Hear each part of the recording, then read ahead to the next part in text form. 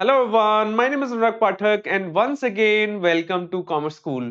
तो बच्चों, आज हमारी अकाउंटेंसी टर्म 2 की फर्स्ट क्लास है and we are starting from issue of debentures. लेकिन मेरी एक स्ट्रेटजी रहती है, जब भी मैं कोई चैप्टर स्टार्ट करता हूं तो उसकी जो फुल स्ट्रेटजी है, कितने टॉपिक्स आएंगे, कितने कितने मार्क्स के क्वेश्चंस आ सकते हैं और कितना एक्चुअल में सिलेबस है, थ्योरी प्लस प्रैक्टिकल, इसको मैं सबसे पहले डिस्कस करता हूं। और बच्चों को भी पता होना चाहिए कि जब आप कोई भी चैप्टर स्टार्ट करें तो चैप्टर को स्टार्ट करने से पहले उसका पूरा कंटेंट आपको पता होना चाहिए। उसके बाद ही आपको स्ट्रेटजी बनानी है कि किन टॉपिक्स पे ज्यादा स्ट्रेस करना है, किन टॉपिक्स को नॉर्मली आपको रीड करना है और नॉर्मली माइंड में रखना है, और किन टॉपिक्स को ज्यादा से ज्यादा आपको प्रैक्टिस करना है। तो इसी स्ट्रेटजी को आज हम देखेंगे और सारे के सारे टॉपिक्स को एक बार ओवरव्यू कर लेंगे हम कि इश्यू ऑफ डिवेंचर्स में कितने टॉपिक्स हैं, थ्योरी में कितने टॉपिक्स हैं और प्रैक्टिकल में कितने टॉपिक्स हैं। तो सबसे पहले हम बात करते हैं, ये जो चैप्टर है, वैसे तो आपके सिलेबस में अकाउंटिंग फॉर डिवेंचर के नाम से लिखा होगा और इसमें दो चैप्टर आते हैं, इश्यू ऑफ डिवेंचर्स और रिडेम्पशन ऑफ डिवेंचर्स। और रिडेम्पशन ऑफ डिवेंचर्स वॉल्यूम 2 का थर्ड चैप्टर वो आपके सिलेबस में नहीं है, ओनली इश्यू ऑफ डिवेंचर करना है और बहुत आसान चैप्टर है। अगर आपने शेयर्स को ढंग से किया होगा तो इश्यू ऑफ डिवेंचर हो जाएगा। कुछ थोड़े बहुत एक्स्ट्रा टॉपिक्स हैं, वो थोड़े बहुत आपको करने होंगे, लेकिन ज्यादा मुश्किल काम नहीं है। इश्यू ऑफ डिवेंचर जो चैप्टर है वो आसानी से आपका कवर अप हो जाएगा। तो अगर हम इसकी मार्किंग स्कीम की बात करें तो ये आपके टर्म 2 में 8 मार्क्स का आ रहा है। कितने मार्क्स का आ रहा है? 8 मार्क्स का आ रहा है। लेकिन किस टाइप के क्वेश्चंस आएंगे, कितने कितने मार्क्स के क्वेश्चन आएंगे, ये अभी डिसाइडेड नहीं है। ये जो सैंपल पेपर आएगा टर्म 2 का, वहां से हमें पता चलेगा कि किस किस टाइप के कितने कितने मार्क्स के क्वेश्चन आ सकते हैं। अगर हम नॉर्मल जो हमारा पेपर आता है, कंप्रहेंसिव पेपर आता है, उसमें 1 3 4 6 1 3 4 6 मार्क्स में इश्यू ऑफ डिवेंचर्स के क्वेश्चन आ चुके हैं प्रीवियस एग्जाम्स में। अब टर्म 2 अगर कंप्रहेंसिव है तो कितने कितने मार्क्स के क्वेश्चंस आएंगे, ये अभी कुछ भी पता नहीं है। कोई भी स्पेकुलेशन हमें नहीं करनी है, बस हमें अपना जो चैप्टर है उसको तैयार करके रखना है, बाकी मार्क्स का बाद में देखेंगे। तो फॉर द टाइमिंग दो चीजें, पहला, मार्क्स कितने हैं, 8 मार्क्स का चैप्टर है, और जो इसका क्वेश्चन पैटर्न है वो अभी डिसाइडेड नहीं है, कितने कितने मार्क्स के क्वेश्चंस आएंगे वो टर्म 2 का जो सैंपल पेपर आएगा तब पता चलेगा। अब बात कर लेते हैं इसके कंटेंट की।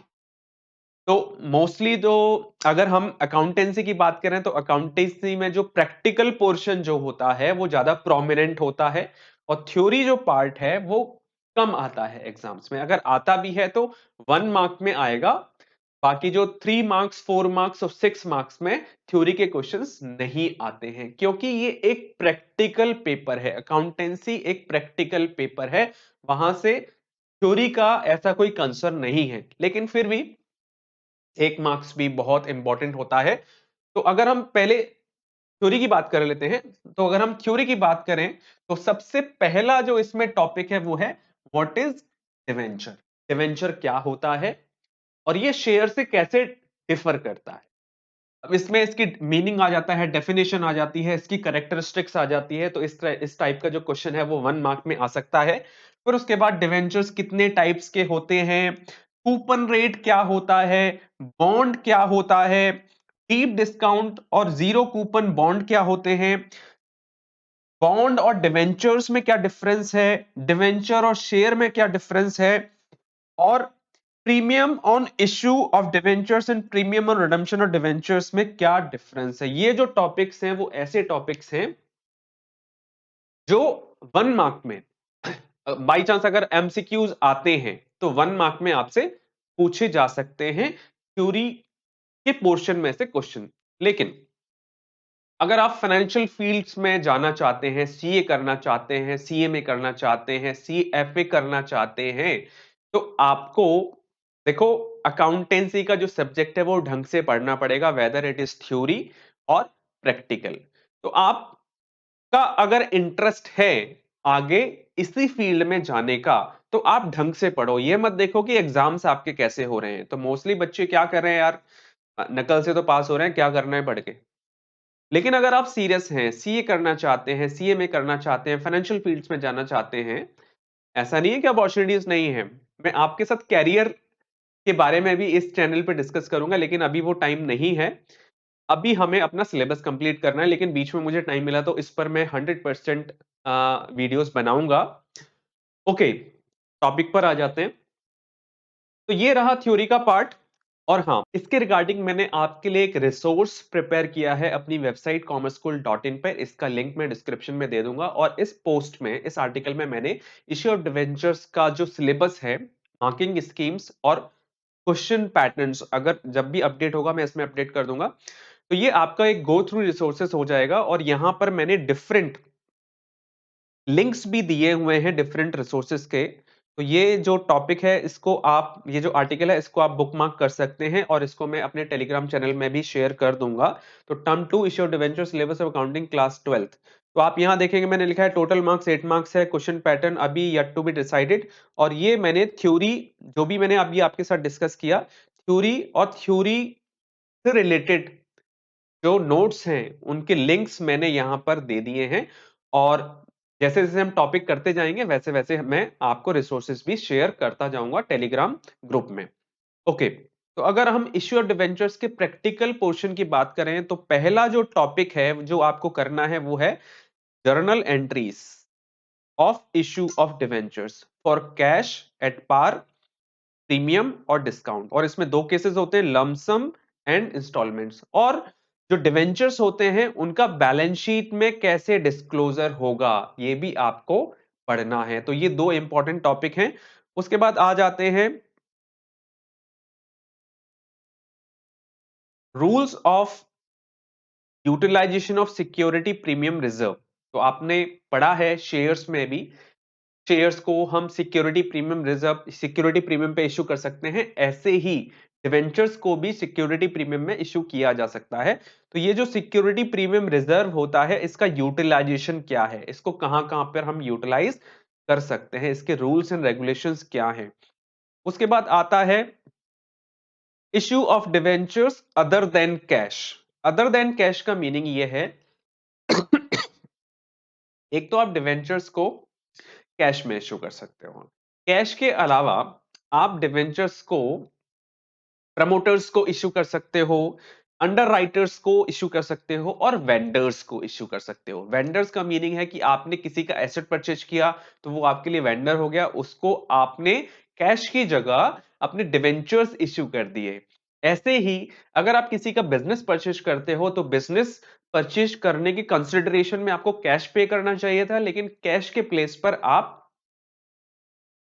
डिवेंचर्स इश्यू कर रहे हो। तो इसको कहते हैं अदर देन कैश। तो इसमें तीन केसेस आते हैं। पहला केस है डिवेंचर्स को प्रमोटर्स को इश्यू करना, डिवेंचर्स को अंडरराइटर्स को इश्यू करना, डिवेंचर्स को वेंडर्स को इश्यू करना। वेंडर्स का मीनिंग है जब आप एसेट्स और बिजनेस परचेज करते हो। तो इस टाइप के भी क्वेश्चंस आपके एग्जाम्स में आते हैं। उसके अलावा अगर हम नेक्स्ट टॉपिक की बात करें, तो इसमें आता है एक और नया टॉपिक है जिसमें ये कहते हैं कि आपको डिवेंचर्स के इश्यू की एंट्री करनी है विद रिडम्पशन की कंडीशन पर।